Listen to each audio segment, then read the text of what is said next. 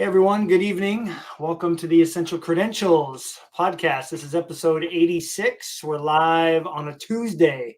We're switching it up on you. We were able to gather the three amigos here for a little discussion. Might not be the longest episode, but we're happy to be here, and we're going to be talking a little bit about some hobby regrets that we've had throughout the years. Greg is going to lead this discussion. He's going to share all of his deepest, darkest secrets when it comes to collecting and his regrets, I'm sure. So, Greg, how's that? Oh, got the Larry Legend shirt on, man. How's it going tonight? Oh, it's going good. I got my good shirt on, so it's going to be a good episode. I can feel it. I was talking to you guys about what we should discuss, and one of the things that just always pops up in my head is regret. Like I coulda, I woulda, I shoulda. And not necessarily I should have bought all the PMGs in '99. Like everybody should have always done that. And I should have hoarded Jordan autographs. Like I'm talking about things that we actually experienced and had to choose a path, left or right. And we chose left instead of right, vice versa. I'm not talking about how to be a millionaire. Hindsight's 2020. So that's kind of what I want to talk with you guys about, is just choices we had to make that we now regret, not things that we chose not to pursue that we never were going to pursue. So that's what I want to talk about. Nice. Yeah, that'll be a fun discussion for sure, man. I'm definitely looking forward to that. And Alan, thanks for being able to make it on a weekday, man. We sure appreciate it. How's everything going? Yeah, I'm sure it's not any more difficult for me than it is for you guys, but it's going the same way as it has been. Been going through some interesting drama in the hobby, I would say. So regrets is a very appropriate topic for me to think about, just because I have so many. When you guys said, "Hey, you want to talk about regrets?" I was like, "Okay, I got to write down a list of 100 because we only have like an hour, right?" So, like, where do I start? Well, we all kind of talked before we went live, and we thought we would start with how we normally end the podcast, especially because I got to bounce before these guys wrap it up. So we wanted to start off with some real positive stuff here. We've had some pretty exciting things happen for each of us in the hobby, like different pursuits and maybe some cards that have come in and whatnot. Alan or Greg, would either of you like to start? Like, what's a celebration in the hobby since our last episode that you'd like to share? Oh man. So I'll go first, just because, I don't know if Alan needs some time to figure out what he's going to show, but I personally have been tearing up and really digging AEW wrestling. So,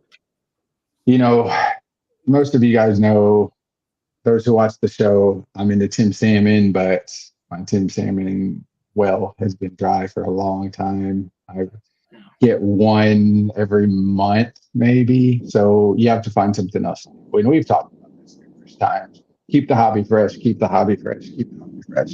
So how does that work? And that works by cycling, in my opinion, cycling your collection. And that's where AEW is for me. So I'm really into a dentist. She is a real dentist. Her name's Dr. Britt Baker. And so she actually has a practice in Pennsylvania. So it's cool that she can manage. I can barely manage getting on a podcast and working. And she's wrestling on AEW, and she has her own dental practice. But she's a really good wrestler, homegrown AEW talent. And I've been getting a lot of her stuff. So I've been on the lookout for an autograph of hers. I wasn't really digging some of the Upper Deck stuff. And Metal came out, and that's got some cool things, but it's been hard to get. They're very in demand right now. But this kind of popped up, and I wasn't aware of this until I guess I was looking at sold searches, and I saw that it had sold a few times, throughout the 3 months that you're allowed to look at on eBay. And I was like, man, that would be a cool card to own. And she's got 2 or 3 of them, but this is the one I chose to go with. And I was showing you guys, I think at one point I made fun of these KISS cards because, I was being like a jock dude, and I was like, how lame. How would you have a KISS card? But now that I am rooting for Dr. Britt Baker, I think this is really cool. And I am a total sucker for this novelty card. Plus, it's an autograph. So that's been a huge get for me. And I'm super excited to have that in my collection. I don't know that I'll get many autographs of her, but that one is sure to stay in my collection for a while.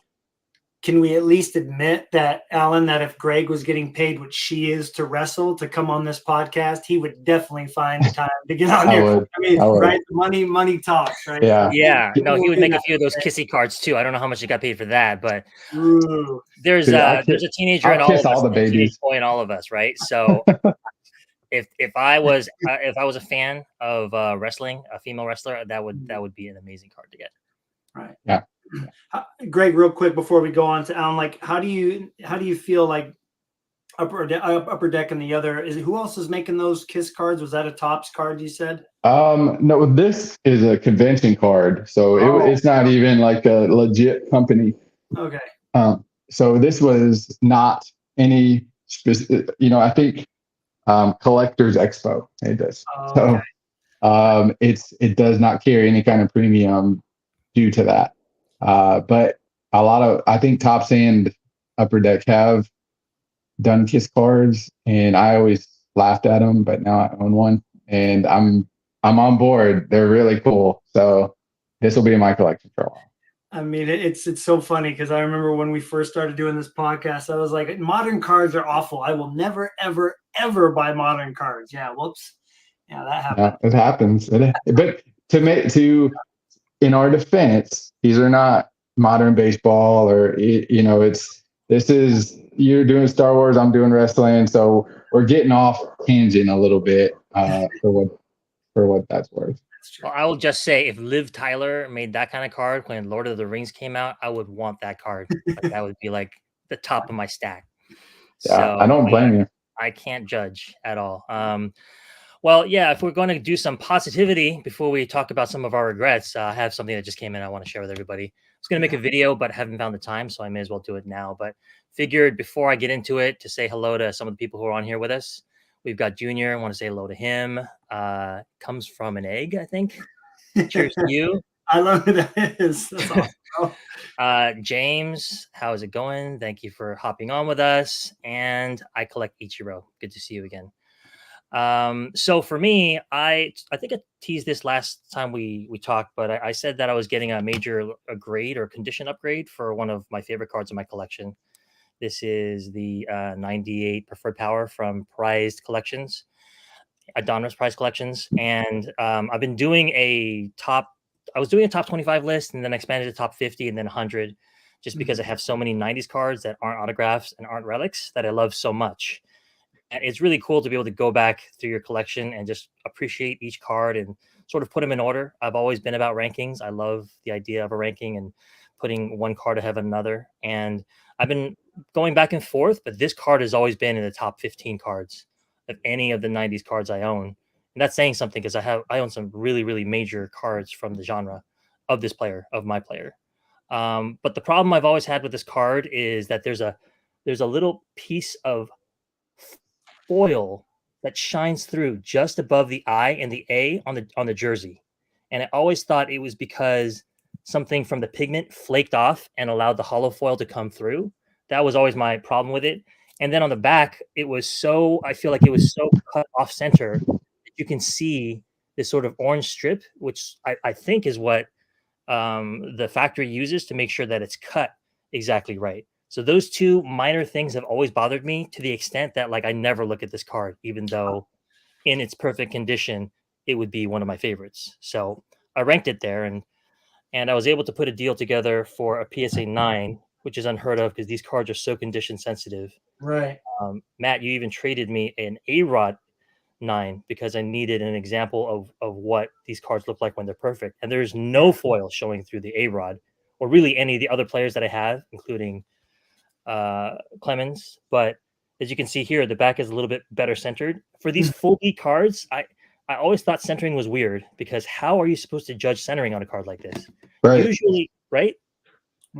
Usually you're supposed to have an equal distance between the top and the bottom of this emblem, or the Donruss preferred thing is supposed to be exactly centered, but there's like a trademark thing right here.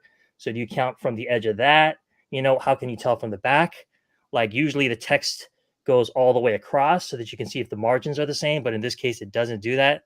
So there's almost no way that I can see to tell whether this thing is actually properly centered, other than the fact that it seemed to leak past the edge there of the sheet. So it turns out that both of these cards have foil leaking through the exact spot above the INA. Wow. That's And crazy. then I spoke to another friend of mine who has another copy, and his does as well. So I think I've been fretting, as I do, about a minor little condition thing for no reason. I think it's the mold that was struck to put the bonds on top of the foil that just had a missing piece to it or something that caused the foil to come through. So that's actually not a defect, or if it was a defect, it was in manufacturing. So it was kind of like a double-edged sword. I was really happy to get an upgrade, but then I was like, why did I spend the last 3-4 years that I've had this card complaining about it when one of the main problems with it isn't even really a problem? So I shook my head a little bit, but I'm really glad to have this. It is one of my top favorite cards in the hobby, and I don't think that'll ever change. It's beautiful. So I'm glad to have it in, and I just got to figure out now what to do with this other one. Yeah, that's a good problem to have too. Yeah, it is.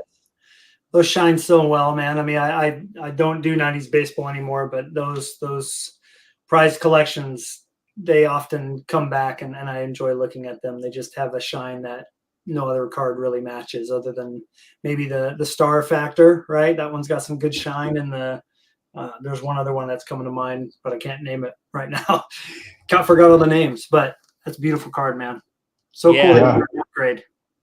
And it's like one of those, it's one of those under the radar baseball cards because there's no serial number. It's one of those you have to know or you just don't know. Yeah, I mean, I tried to explain the relevance of the card to somebody, like what the set was about, why this matters, how it's not as valuable as the base card, but in my opinion, way prettier. Right. You have to talk to somebody for like 30 minutes to get them to understand what the card is. That is something, and then it just gets you to think about how difficult it is to collect the 90s. And you wonder, is this ever going to take when one of the most beautiful cards the era and genre ever produced takes a couple of months or a couple of years of being comfortable with the genre to even fully appreciate? Yeah. Yeah. A lot of the 90s stuff is like that, where you have to research, you have to talk to people, and you have to, what's cool? Like, what's the list? What's the hierarchy? And you slowly learn this information. And I think it takes repetition and lists, lots of lists, and seeing these cards. And once you get to that section of the list, you're like, okay, what is this? Okay, oh, wow, I see what this, okay, now I want this card. I need this card. Nobody knows about this card. And then, it becomes your diamond in the rough. Yeah, I feel like it's familiar to you because you were in this phase of collecting several years ago. So I'm a couple of years behind you. Definitely, you're aware of this, and you said that the way you can stay into the hobby is by finding other things that also light a fire. For me, so far, I haven't found that thing, so I go back and I make lists, and at night I reorganize that list sometimes. And once every 6 or 7 months, I get a new card in, but it's actually just an upgrade of a card I already have. So that is where I am right now. Once in a while, I will get a new card in, but all the videos I'm going to be making are cards that I've had for a long time that have come back from PSA in slabs, but that's not an addition to the collection. It's just a new way to store it. Well, hearing your thoughts, go ahead. Well, I was just gonna say that's just confirmation for confirmation of your collection. So that's also a big congratulations when you get those cards back from PSA, because for you like them in those cases, you like the grade, so that's your confirmation, and that's a reward in and of itself for you. It's true, and I took the risk of mailing 60 of my very best Bonds cards that were not in cases, all of them in one box out on a prayer, hoping that they would come back to me. So they made it there somehow, and they made it back somehow. and that's probably the last big gamble I want to take in the mail, because I've had too many things get lost in the mail recently. Well, dude, I can't even imagine sending that kind of stuff. I talk to people all the time about some of my Barry Sanders, and I'm like, dude, I'd have to personally take it to the building, give it to them, and I will sit patiently and wait for it to come back. That's the only way I could do it. Yeah, or at the National in a Blame couple of years, knowing you would get it back while you're there, you know. But I think, Alan, if you end up doing some videos, I think it will be really cool if you'll probably go back and look at your evaluation of the card when it's raw, and then do a review on it. Like, I didn't expect this to be a 9, or this should have been a 10. Like, why is it not a 10? Because of how well you break down just those minor, you know, flaws or whatever in the cards. But yeah, no, that's awesome that you got that, man. That's especially knowing how, you know, the level of which you appreciate cards and their rarest form being that they're the highest graded or the nicest copy, as you've mentioned. I think my celebration is a pretty new one for me because I don't set build. None of us really do, right? Like, we set build within our player in essence. Like, we go for all the cards, like all the raves or all the PMGs or all whatever. But to actually build a set was something that Star Wars has allowed me to do. And it took me back to when we were kids. I mean, how awesome was it opening a hobby box and putting the whole base set in a binder? It was awesome. It was fun to do, you know? And so opening the 2 boxes that I got, I really found myself liking the Women of Star Wars insert set. I love the artist renditions of these characters. And I thought, well, the prism refractors, they're easy to get in baseball, but in Star Wars, the Women of Star Wars, like 1 out of 500 packs. I'm like, well, this would be a really fun set to put together over like a few months. And I got really lucky, and almost all of them were up within a 1 month period, except one. and I had to pay a little bit extra to get it, but I was able to finish my set, which was pretty cool. So I actually I uploaded them all on my website here. I'll just share it real quick. So I don't have them in order, but I just love the way that the art is all different and represents the characters in different ways, and the subtle art that's like the Leia. You know, you've got the starships in the background, the Death Star, the Leia and Wicket here. I mean, there's just some really, really neat art that was represented on these cards. This is definitely one of my favorites too. I actually emailed this artist and asked her how she came up with this idea and how she created it. And it was so cool to have that interaction, you know, kind of deeper into the card, as opposed to just, oh, this is a cool card, move on. And then this was the last one down here that I got from a guy named Greg, not the Greg you're looking at in the podcast, but he reached out and said, hey, I want to help you finish your set. I'm trying to do it too, but you're way closer than me, so pay me a little bit extra and you can have this one. So yep, it's completed. All 15 of them are here, and they're in the display case. And I'm really, really happy with how this turned out and how this set came together. And it's really just, again, with the art side of things, it's fun to look at, you know. So anyway, yeah, pretty excited to be done, man, to have it all finished off. I feel like that's a set that you can always go back and look at because it's so interesting. Mm-hmm. You know, the only thing I would say is it needs more Rey, but I think that ultimately that is such a cool, you know, every card is different and it's got a different artist and different portrayal, and whatever the artist sees is what they're drawing. So I think this is a fun set to be able to look back on at any time and just kind of get something out of it. So that's really cool. And it's really cool that you talked to the artist and, you know, just kind of had that interaction. Yeah, I think that. Oh, go ahead, Alan. I was just going to say that makes you, Matt, as a collector, stand out, that you often do go the extra mile to try to dig deep into one of the cards you have in your collection. You've done this so many times already, where you reach out to the person who created it. This is no different. It must bring another level of richness to it. And besides that, it's just, it must be so satisfying. Congratulations. We all grew up collecting something as kids. For me, it was Garbage Pail Kids at first. And they had like a different art variant, A and B, for each Cabbage Patch Kid. That was all. I know that. Yeah. So, and then when you put it in one of those pages, right, those 9 card pages, like there's actually 18 cards that would fit there, because you do the front side and then the back side, the A and B variant. And it was so satisfying as a 7-year-old or 8-year-old to be able to slide that last one and fill out a page finally of your 18th card. Right. Glorious. So we all have that in us. And so we know what it feels like to finish a set. It's pretty great. Yeah, for sure. Yeah.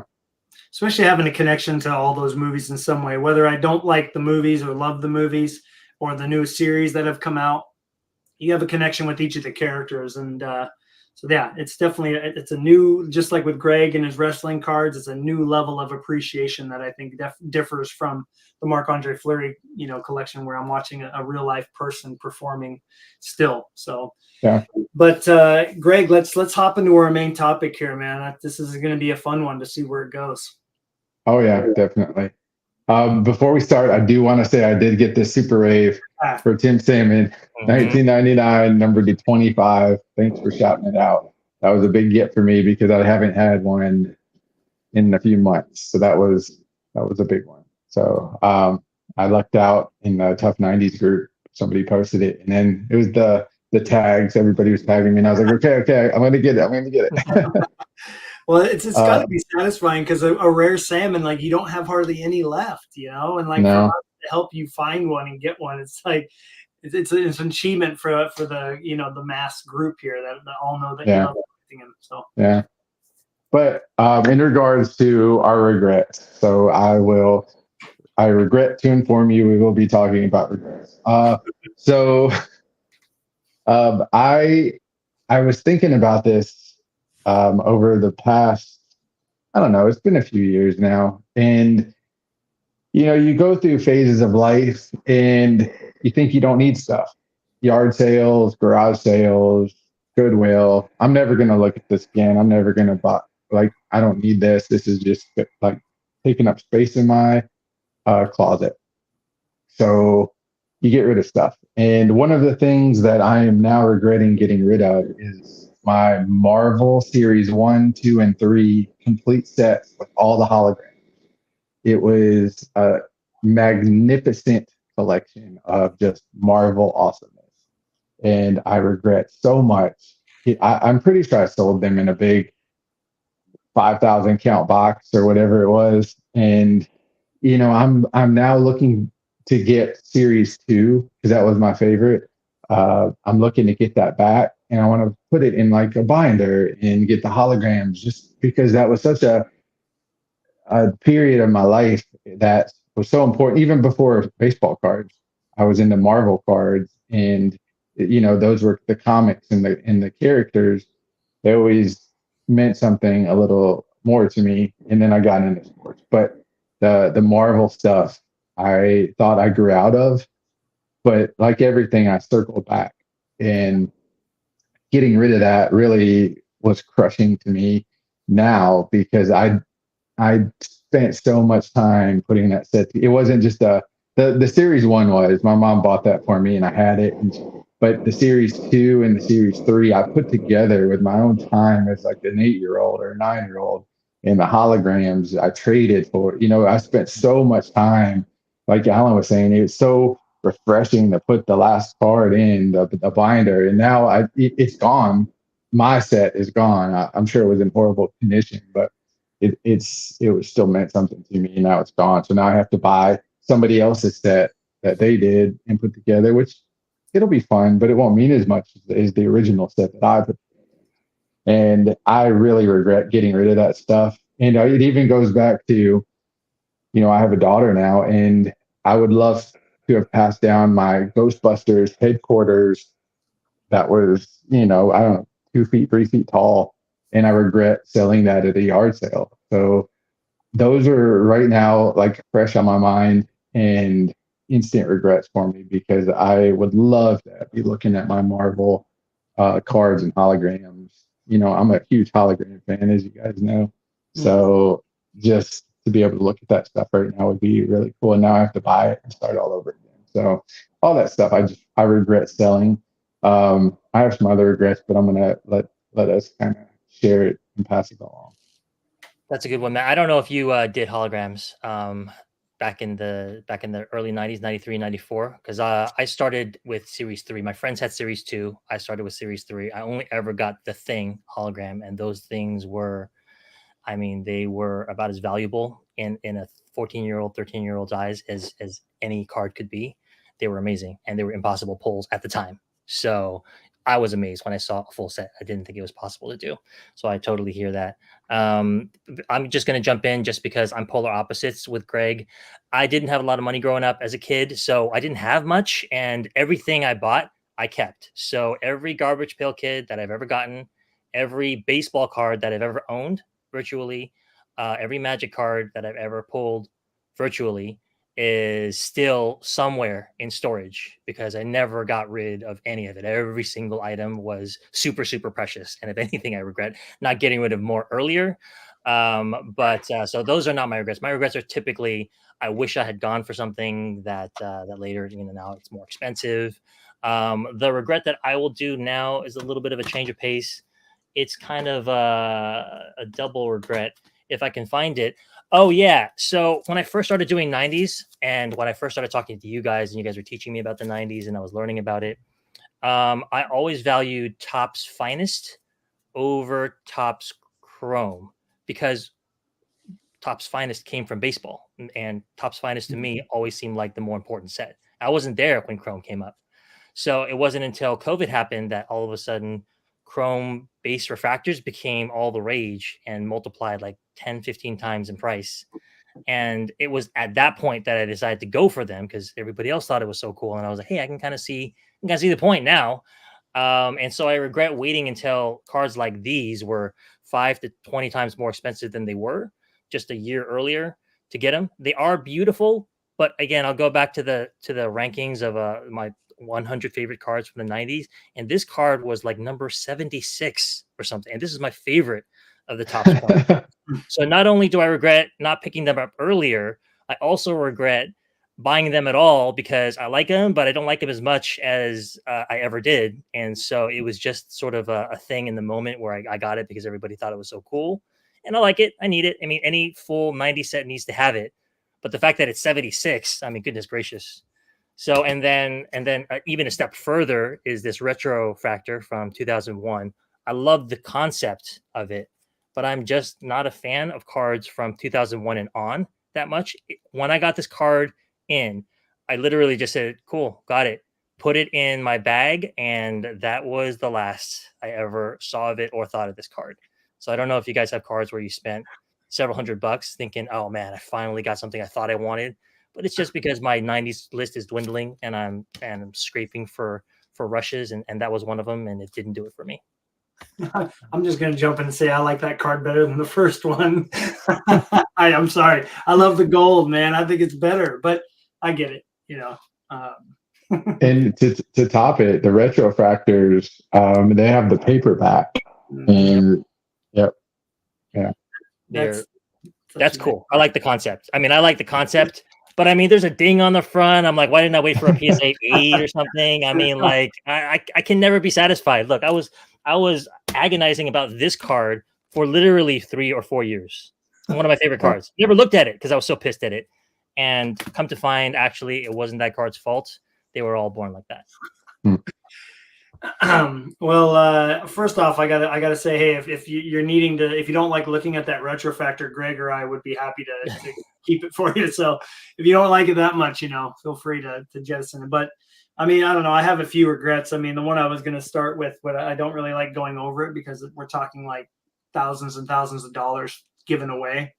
Was I opened a bunch of the last basketball top set, with Curry rookies and Harden rookies, and I had refractors and I had more Currys than you guys. I mean, lots of them. And I gave the whole box to some kids at a card shop. And to think that my only way to help me not feel like I have regrets about it is that hopefully those cards put them through college and one of them's become a doctor or become something like, I mean, we're talking enough to pay off my student loans. And so that's one that I've come to peace with. I think the one that's kind of laughable is my number one most wanted Marc-Andre Fleury is a card that I had in front of me on eBay. And at the time I was like, that's such a gimmicky card. Why would I ever want that? Yeah. Whoops. Now I want it more than any other card. It's funny how it goes that way, but it was it's the Flawless Diamond from the only time they put Flawless in National Treasures hockey. They put the diamond in there. It's out of 5. And I know where 3 of them are. And whoever won that one on eBay, if somebody has that. So who knows? I know 3 are not going anywhere. So I have to hope that one of those 2 somehow comes back, but who knows? Probably won't. But that's a big regret for me to know that the card was there. Yeah. All I had to do was fork out $300 and it would have been mine and never been on the most wanted list, probably forever. But pretty simple one. I think we've all at one point passed on a card and then come back and been like, dang it, especially with me. I mean, we all know the A-Rod PMG. I wouldn't have it anymore anyway, but $200 buy it now. I mean, that's the regret is not what it would have been worth. The regret was that nobody saw that it was going to go take off. And so there's always been cards that we can look back on, but that's my biggest one because I'll probably never find another copy. But, I think, not bidding on stuff definitely can always be an easy regret. I remember I was at work and, work can be busy. So you just kind of get caught up and I set an alarm for an auction. So I was like, okay, I need to pay attention to this, and work got super crazy in the moment. And I was like, it's not a good time right now. And the card passed me by and I never saw that card, for another 2 or 3 years. And by then it had went up 10 times the price. And I was just like, why? If I could have had that just minute to process, do I want it? Yes or no? Or if I would have just been not busy in that moment, I would have went after it and I would have saved myself 10 times the amount. And it still bites me. That one still bites me to this day. When I didn't set an alarm for a Glass Now 101 from Stadium Club, which you all know is my favorite modern baseball set. It just the pictures are amazing. Just the 101 gold foil. It ended for $22.50, and I was playing a stupid video game and forgot to bid. I didn't hear the alarm going off or I didn't see the notification for 1 minute remaining. I was legit angry for like half of a week, almost a week, because it was like so avoidable. I was there. I was just playing a game. You know what I mean? So setting the alarms and like when the card that is that important is about to end, you set 3 alarms. You set one at 9, you set one at 5, you set one at 1 or whatever. Because that regret, every time I see Glass Now 101, the little blue dot, I'm like, please tell me those people. Because it was like some person with 2 feedback won it. Like, I'm never going to see this card, ever.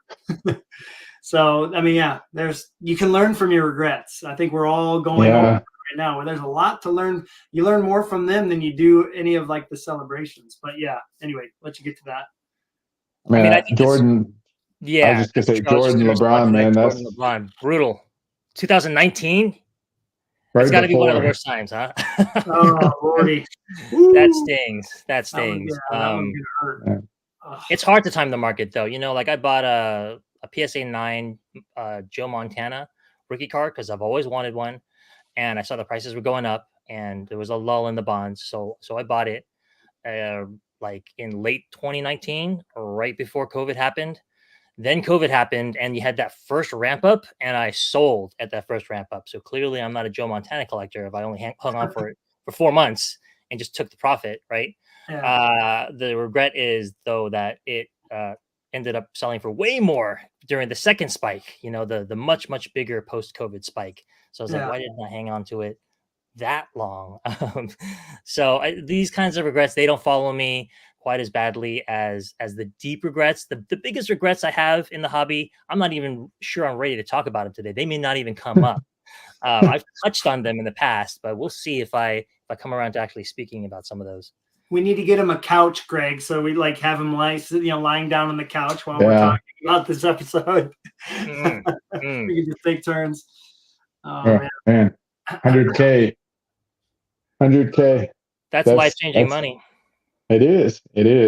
That's a horrible thing to have to deal with, and it sucks, but it's part of the hobby. You never know until it's already passed. I honestly don't look at the COVID time as you can't. I mean, I like Alan got lucky and decided to sell my A-Rod collection partly because I could see the increase, and I found somebody who was going to buy it all basically. But even if there's some things I have in there that I passed on the right opportunity to sell them, and especially during COVID, it was so volatile. You know what I mean? Like you can't really blame yourself. Everybody has to make those mistakes. You're going to have as many wins as losses, hopefully more wins. But like Greg's saying, it's just part of the hobby, man. You're going to have really good timed sales and purchases and then resales. And then sometimes you're going to miss on buying a card for a steal. And then it becomes 3-4 times that down the road. So, I mean, Well, Yeah, it's hard on that one. the issue you have is, what's the number one thing you want to do when you see the up arrow in Beckett? Is hold on to it because you got the next best thing. And so you see the up arrow in Beckett and you're like, dude, I'm a millionaire. I'm going to hold on to this card until I retire. And Yeah. so that's what happened with COVID. All our cards had the up arrows. So we're all like, oh, we're going to hold on to these bad boys until I'm 72. And that, we went back to reality. And I had a PSA 7 and a PSA 8 Jordan rookie. And so I bought them right before the big boom. And then the up arrows start hitting. And I'm thinking, man, I'm just going to hold on to these until retirement. But boom, right back down. I sold them, but I ended up leaving what, 20K, 30K on the table. So it's just like, the Beckett arrow got me. Yeah, I mean, the euphoria of those times, I remember it well. I remember speaking to you guys about the card at the time. Yeah. Let's see, bad thing is I pulled the card in 07. Jeez, yeah. I mean, you just never know. You just never know. Well, Like the rookie, Alan, the Bonds rookie. Remember, I tried to for like You- days. I was like, you sell knew it, where I was going. sell it. Yes. So the Apici Bonds rookie PSA Yeah. 10s, like, I don't know, there's only 15 of them graded in a 10 by PSA, last I checked. And I got it for what I thought was a lot of money at the time. I think it's still considered a lot of money now. But at the peak of COVID, they were selling for like around 30K. And at the time, I was like, 30K is a lot of money, but it's not going to change my life. And I got this card for a reason, and it wasn't to make a $25,000 profit on it. It was because I really liked the card, and that if I ultimately did sell it in old age, I actually expected it to be worth much more than even that. In my own mind, that was my prediction. So why would I sell it now when I don't need the money? On the other hand, right after COVID and everything dove down, you went from 30,000 high watermarks. I don't know how much I could get rid of it nowadays in the current economy and market that we're in now. It's a lot less than that. And you're like, I probably could have used that extra $20,000. That might have helped a little bit. Might be able to buy it again, on the way back down. So Right. that's a regret that it mirrors, I think, a lot of collectors. Yeah. I talk to people like coworkers, and they're not card collectors. And so when I talk to them about my hobby and my passion, my collection, they always, I tell them, like, this is what the card is worth. This is what I could have sold it for. This is what it is worth now. And we have these conversations every now and then. And ultimately, they're always like, you should sell it right now if you can make that much money. And and I try to convey to them, man, then I'm never going to own this card again. It's realistically not going to happen again for me. And I'll have the money and I'll use it, but then the card's gone. And that's like part of me. The card is part of me now. And so it's hard to convey to my friends who don't collect that there's so much more meaning behind this card than just the money. Now, granted, $1 million is $1 million, but when it's not a million, you have a number that's not enough. And you hit that range where you're like, this card needs to stay with me. And until it hits that number, and whatever that number is, so be it. But I try to convey to them that I can't sell it. I just can't do it, man. It's not in me. I mean, I hear you. The money that you get from selling cards to me is sacred, because if you've ever made like $100 from a card and you just have that cash in your pocket and then you just go fill up a gas tank and it's gone, it's like, that's not what I wanted to do with that. This is not fulfilling. I'm keeping the card next time, damn it. That's too funny. So, I mean, that's what it happens, right? Because the card to you, even though you paid $100 for it or whatever, is definitely worth more to you than that, and is worth more to most people, I think. And that's something that I would want to touch on too. The person that I bought this card from reminded me that I had a Griffey of this card that I traded for a Luminaries Golden Rainbow out of 5. And I don't think I could have gotten that card if I just said, here's some cold hard cash, because cash doesn't mean as much to a collector. An amazing card that's hard to find in a crazy condition means more to a collector than the dollar value sometimes. And so it's hard to navigate that. And you're right. I usually regret selling cards if I don't turn that cash immediately into another card. But Can the go ahead. truth, I was just gonna say, the truth of our hobby, once you go down the rabbit hole of collectors, is that you can open a lot more doors with rare cards than you can with cash. That's facts. I mean, I don't think there's any question about that. The only problem is that it's not nearly as liquid and not as malleable. So if you need the money for something else, you can't use it for anything. It's locked up in a card. But if you Yeah. need a card, I don't think there's anything more valuable than another extremely valuable rare card. Right. It's true. No, I was just going to say, I think the quote of the episode is your card worth selling for a tank of gas? If the answer is no, then you should just keep it, right, Alan? You always have the gem every episode, man.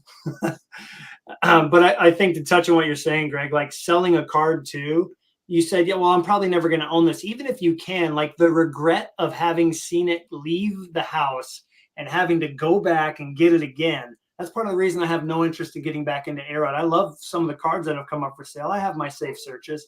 But like, other than like a Mystique Established, which would probably cost me way more, there's no satisfaction buying it back for even more. It's like, what's the point, right? Yeah.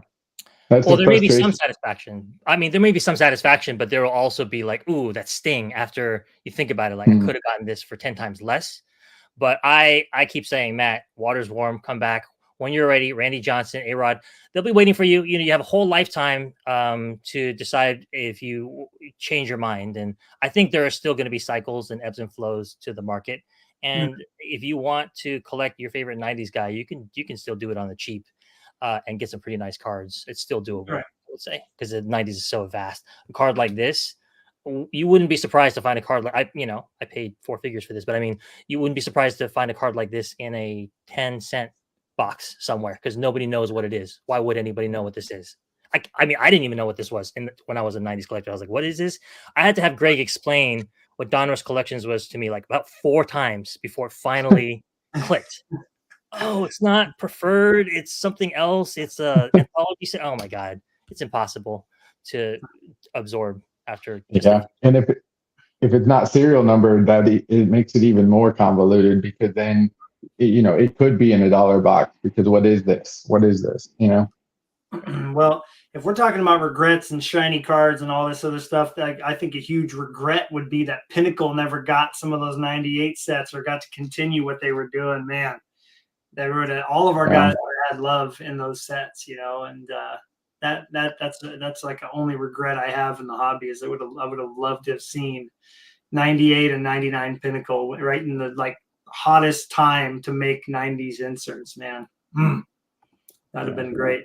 But, I think Alan, I know that I have no regrets in selling because I don't have a desire to hold those cards in my hand ever again. I got to enjoy them. And one of the biggest pieces of advice I ever heard was you have the cards when you're ready to be done enjoying them, you get what you can for them within reason and you move on to the next thing. I think there's nothing wrong with that, but I was the only one that was able to let go, and probably because I sold it at the right time and found something even better, that was more nostalgic for me. But yeah. I mean, I told you in private that I thought you may be the most knowledgeable 90s baseball collector who ever completely left the genre, like completely abandoned ship and left the genre completely. So that might be true. That's a crazy story from I Collect Ichiro. The one thing, if I could just jump in with one last regret, I know you got a jet soon, Matt. It's the thing we talked about last time we met, which is that when you go through your collection and you pick out your very best cards that you would be willing to turn into cold hard cash in order to make that shoot the moon bid for that one card you've always wanted and don't know if you're ever going to have another shot at, it decreases your love for every single one of those cards because you have imagined yourself no longer being with that card and you've imagined it being just a number in a PayPal account that you're loading up for another card. And that's caused me to devalue 6, 7, 8, or 9 of my best cards. It's crazy psychologically how that happens. I think I told you before that if I sell a card, I have to like sever my relationship with it. The cards that I have ready to sell are they're in a box somewhere. They don't even touch the cards that are part of my PC. They're in a corner. They're very valuable cards. They were part of my PC, but they're not there anymore. They're gone. So I didn't do that to those cards. But in my mind, I had to put myself in the position of thinking what it would be like.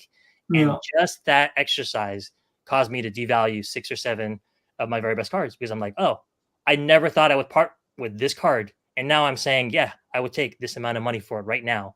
So I could squirrel it away and get it ready for that one big card. So that I don't know if that's a regret or not a regret, but that's something that I noticed in doing. Greg and I are picturing like Alan looking in the box. Hey, they're touching. hey, get a piece of You'd paper almost, in there. Yeah, you'd almost have to like get a pile of mouse crap and put it in a box and put your cards.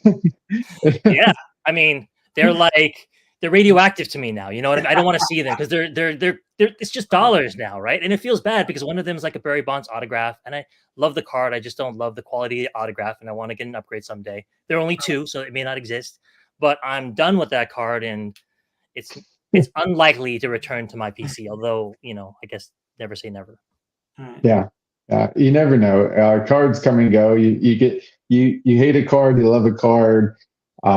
Somebody talks about a card, you want the card. So it's always just a cycle of stuff. But I feel you though, because I continuously go through stuff and I try to say, is this a keeper? Yes or no?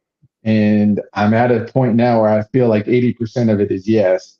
And then the stuff that is no is stuff that is $1, $5 that's going to take forever for me to sell because you got to take a picture of a $2 card, or what are you going to do with a $2 card? So it's like I could give it to Goodwill, I could give it to kids, or a $10 card, even whatever it is for you that is more time consuming than it is worth going to deal with. So that's where I'm at right now. And I have mostly keepers. That doesn't mean in 5 days, 2 of those cards change. But that's how we all are, is we're constantly evaluating our collection. Is it a keeper? Yes or no? Today, yes. Tomorrow, no.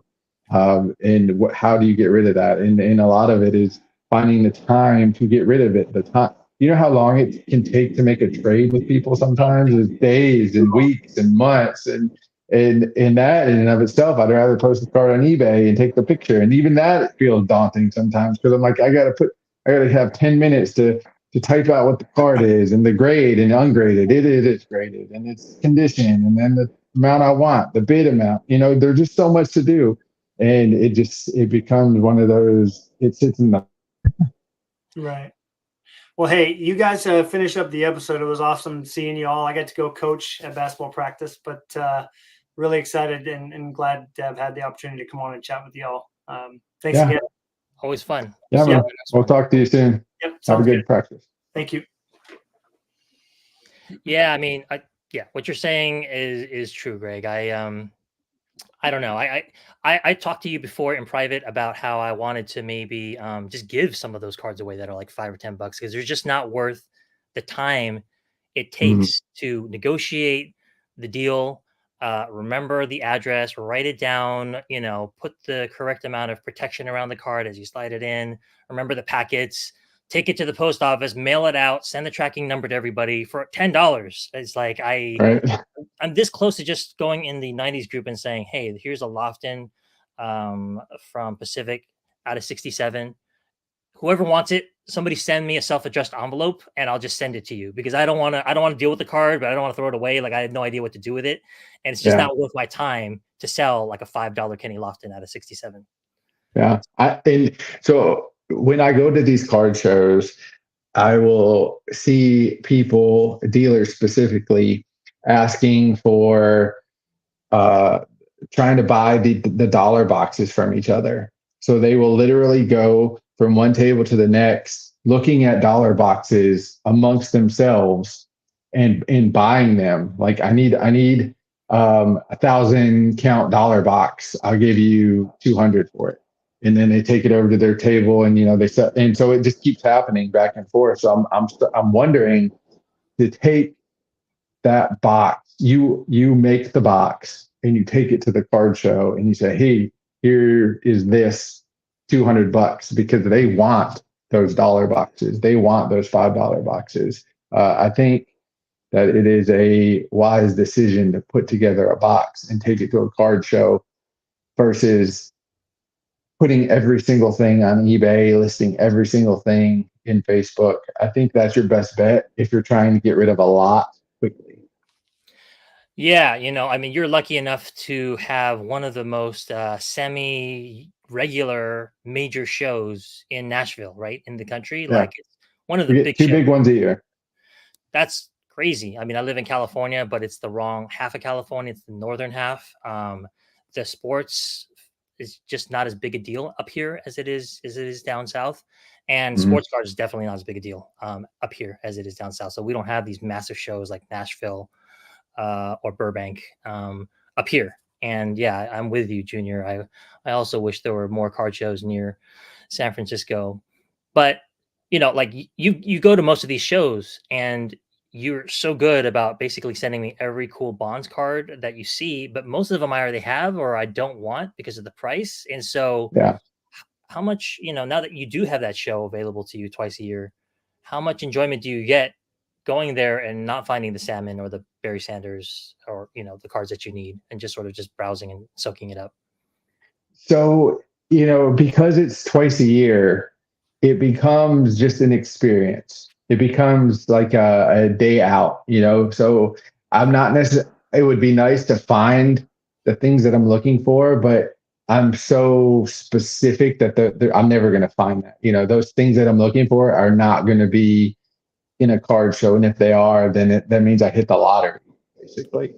Right. So they just become experiences for me. They become a fun Saturday where I just get to talk and look at cards and walk around and just see all the cool new things or reminisce about all the old cards. But a lot of times it's like, oh, I have the Barry Sanders in that. And we start talking, we start having a conversation for 10 or 20 minutes about 90s stuff. Because, I don't really have much in common with people who play modern stuff. So I don't really have a lot to say to them.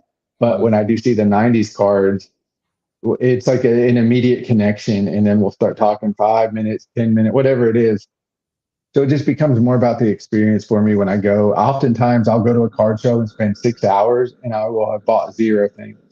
I'll send you pictures, and I'm happy to broker trades or deals or whatever. But for the most part, I never find what I'm looking for, and if I do find it, it's 5 times the price that it actually should be.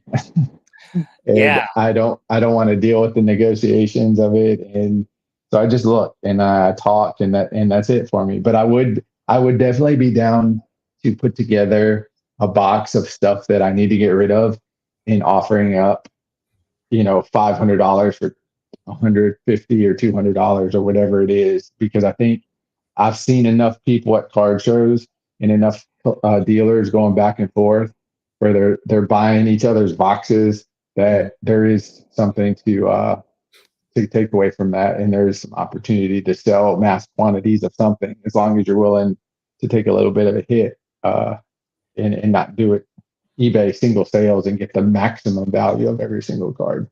Yeah, it's just I don't think it's worth the time. So, but I mean, what you said resonates with me because the last time I was at a big show, it might have been during COVID, actually, when they were just opening up again, and I did see this display where there was a Duncan Go Nuts card, Uh-huh. and I was like, that card is beautiful, and the guy who's selling was like, yeah, right, and I was like, amazing, and he's like, yep. I like you. It's like, I like you, and then we and then we talked. It's like we're part of a club, even though we don't collect the same sport. We Uh-huh. understand the majesty of the genre, and we'll just talk about how much it was before COVID and what it is now, and what it was like for him to upgrade to a PSA 10, and all that stuff is fascinating to me because I have no interest in talking to somebody about their recent Tatis or their Mike Trout or whatever. Like that just literally I could not care less. May as well be talking about Pokemon. So when you do find that 90s guy, you're just like you sort of lock in and you can just sort of hang out there for a little bit. I do love that. Yeah. And I assume that that's what we're going to do a lot of when we finally do get this national trip together that we've been meaning to do. So Yeah, absolutely. I think it's going to be just a plethora of us being like, hey, booth 97 has 90s cards, come quick, just like it was back in 2019, just having a lot of fun and talking. And my experience is going to be a lot different because I'm not going to be looking at all the dollar boxes. But, it is nice to. It does. You're right. It does feel like a club when you find some 90s people, dealers especially, and you're like, okay, I'm going to set up shop here for a minute or two, just because I want to talk 90s shop with you, because it kind of feels just like a club that's dying out, like my sticker, my club patch. There's not as many as there used to be. So when you see somebody who has your patch, you're like, come on, dude, let's have a beer, let's talk for a little bit. Yeah, I mean, during the heights of the 90s and COVID and the euphoria, we talked about how well the 90s were going to sort of hold over in future generations. And like you said, I actually don't know the answer to that, because just in looking at some of those cars that we've been talking about that are kind of obscure that we love so much.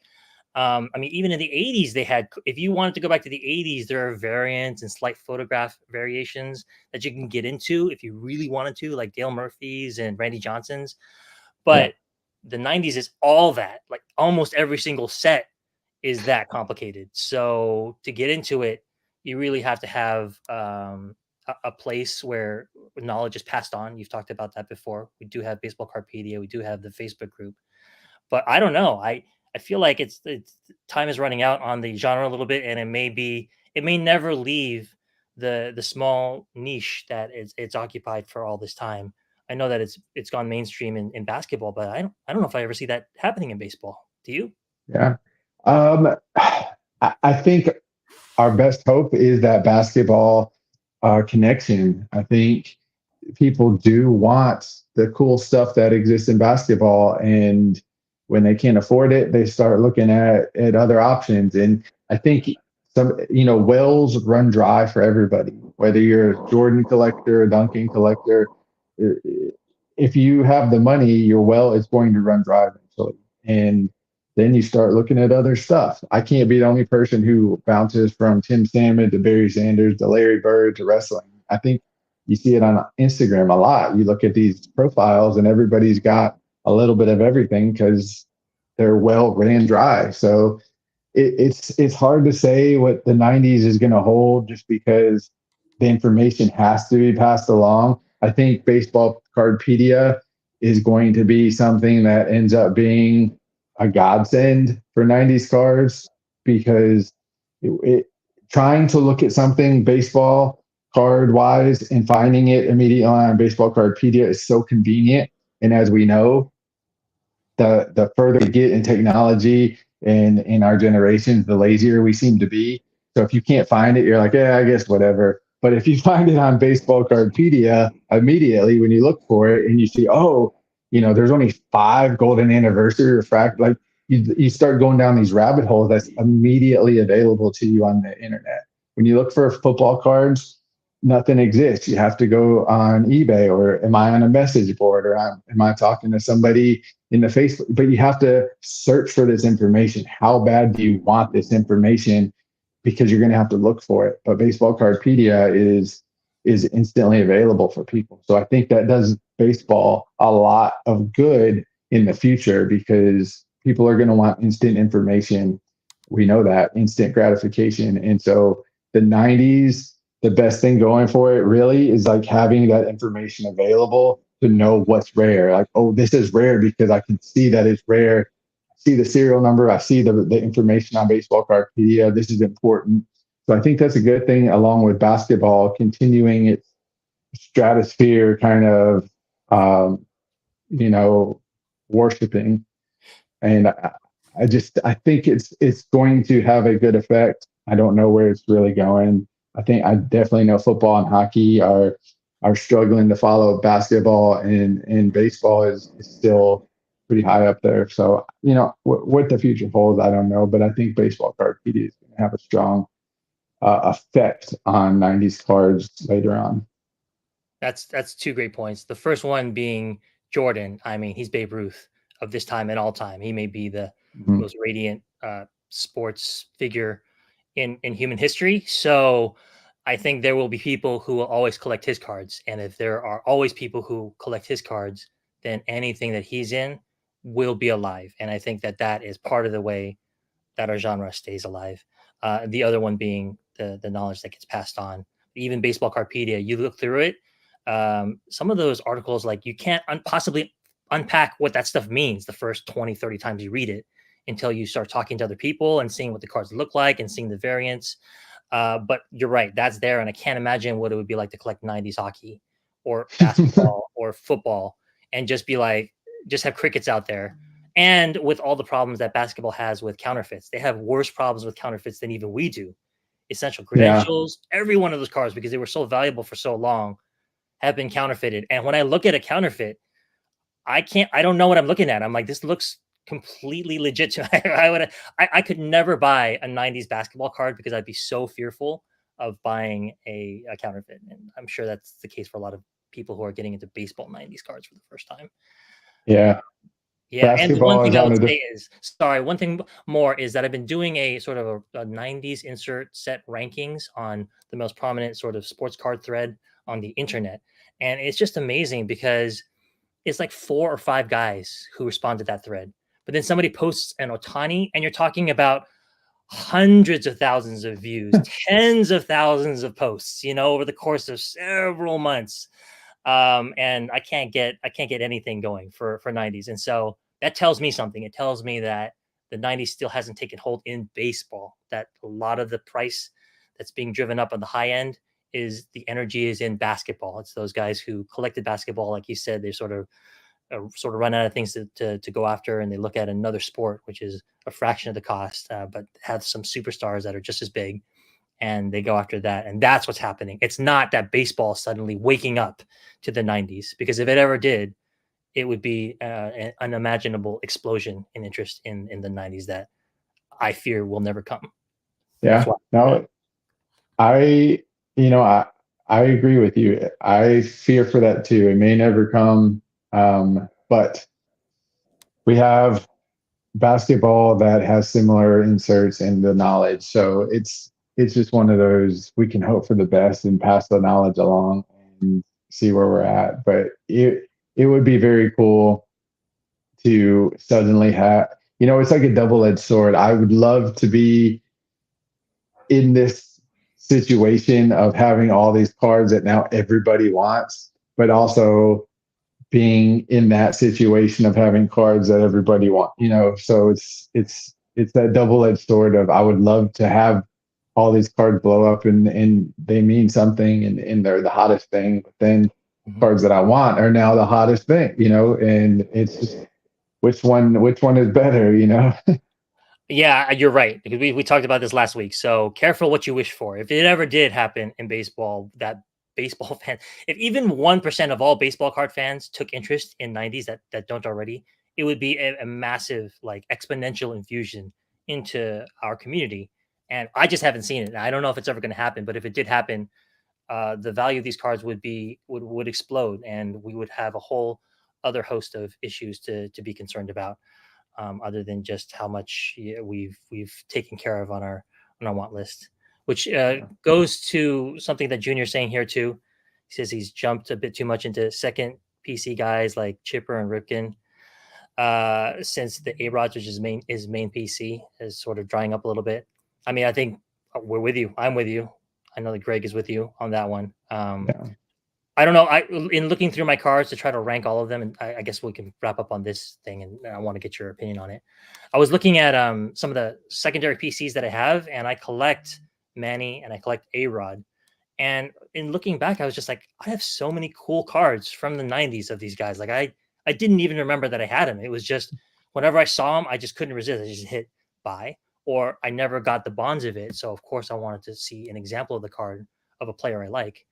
And going back, I'm really surprised by how focused even my second PC is. Like it's not very scattershot. So, and I know that you condensed your second PC some now, just like cut down on players. So where do you see yourself going with your secondary PC in, let's just say, baseball, 90s baseball? So I have drastically cut down my Nomar and my Andrew Jones collections. Though my Nomar collection was probably around 200, and it got off the rails insane because 200 is a lot of cards. And I didn't realize I had that many Nomar. I mean, I have them organized in Beckett, so I do know. But looking at the actual collection, I was thinking, oh my goodness, how did I end up with these many Nomars? I like him, but I don't 200 cards like him. Like, what have I done? And it's because $30, $20, $50. It's in that range of not going to break the bank. Yeah. Sam is not available. It's $50. Sam is not available. $20. And then suddenly I have 200 cards of Nomar. So I worked pretty hard to get my Nomars down to probably, I think I'm at like 100, and that's my biggest like side collection, because I consider Barry Sanders a main collection. I consider Larry Bird a main collection. Tim Salmon and Frank Thomas are main collections, but everything under that are side collections to me. And that's just because those are like key things in my life, key players in my life. I can't have a side collection of Frank Thomas because he's in my heart, so I can collect more than one person and I don't just have to have one main PC. So that's where my mind is on those. So I don't consider those side PCs, but the Nomars and the Andrews, I'm working to cut down on the things, keep yes or no. That's where I'm at is trying to get rid of this. Yeah. Paul O'Neill, Ken Caminiti, but those, I didn't go crazy with those guys. So it's like 50 cards. I'm like, that's good. I'm good at 50, and even Martina Hingis, I think I went a little too, I only have 15 cards, but I think I went a little too hard on Martina Hingis. And so I mentioned that on the last one. I don't really think I need 10 to 15 Martina Hingis. I think 5 is good enough because she's my favorite tennis player, but I don't need to super collect everything that I do, You are intense. We learned that Yeah. at the national when we had to pull you from the brink, pull you from the edge. That it's true that there are players that are in my heart, like Frank Thomas is for you. But I just don't have a collection. And if I ever did, it would be like a Jerry Rice collection. And it would be just his 5 best 90s inserts or something. That would be what I would do if I ever had the time, energy, and resources to do something like that, which I don't see happening anytime soon. But yeah, I mean, I'm glad you brought up the regrets thing. We'll have to revisit this topic again in the future because there's a lot of drama. There's a lot of emotion that we sink into this hobby. And Yes. when things don't go well, things are not going that great for me right now. I'll have to talk about it in a future episode. It can be very, very draining. And then on the opposite of that, the reason things aren't going well is because I thought something was going really well, and you can just be floating on clouds for a couple of weeks.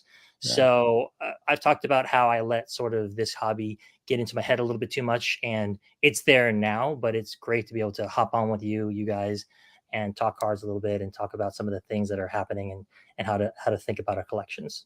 Yeah. Yeah. I have one last regret and I want to, it is this card that I bought, and let's see. Oh, sorry. I don't know what I've done. I was just trying to be. Boom. There it is. All right. So this is a numbered out of 10 Stadium Club Rainbow Tim Salmon autograph that I ended up paying like $150 for as soon as it came out. And it is cool. Mm-hmm. Obviously he's celebrating a very pivotal moment, World Series, but $150 cool, I don't think so. And then it ended up selling for like $50 a month later. And I was thinking, what have I done? I want the card, don't get me wrong. Yeah. But I would have been happy to pay $40 or $50 for it. So that's my really last regret I wanted to talk about. I need, you're venting and I'm venting about regrets, and that's a regret for me. But I did enjoy having this conversation with you guys. So I just want to say that I like talking about the good and the bad I don't want to shy away from any kind of topics where we can provide some similarities and give relief to other people to know, hey, I'm not the only person with regrets. These guys have it too. Yeah, it's true. I mean, every time you say something, it brings up something in my mind, and I'm sure it works the other way as well. But I paid like $450 for a gold label out of 100 of bonds from 2000, like $200 more than comps, just because I didn't have anything to do and I wasn't looking at my list, and I just got stir crazy and I just bought a card for like twice as much. And so now I'm angry at myself for that, and so I don't look at that card anymore. It's like I disown you, but I can't sell it because I would lose $250. So I'm just gonna keep it in my collection until the prices catch up. So Yeah. I guess that's the life that we chose to live. Yeah, it is. All right. I want Well, to thank everybody for showing up. We had a decent crew. People were relatively active in the comments. I know that we're going to try to get together twice a month, right, to try to do this. Yes, for everybody, we're going to try to do a Tuesday and a Sunday for 2 shows a month, a Tuesday and a Sunday. That'll be our hopeful new schedule. We'll, Matt's our ad boy, so he will definitely be posting these up to let you guys know when the Tuesday and when the Sunday is. It might swap, but whatever. But we'll definitely let you guys know. Thanks for showing up. We appreciate you guys watching the videos and hanging out. And we will see you very soon. Do you have anything you want to finish off with? No, I think that's great. See you guys on the next one. Thanks a lot. All right. Bye. Love you.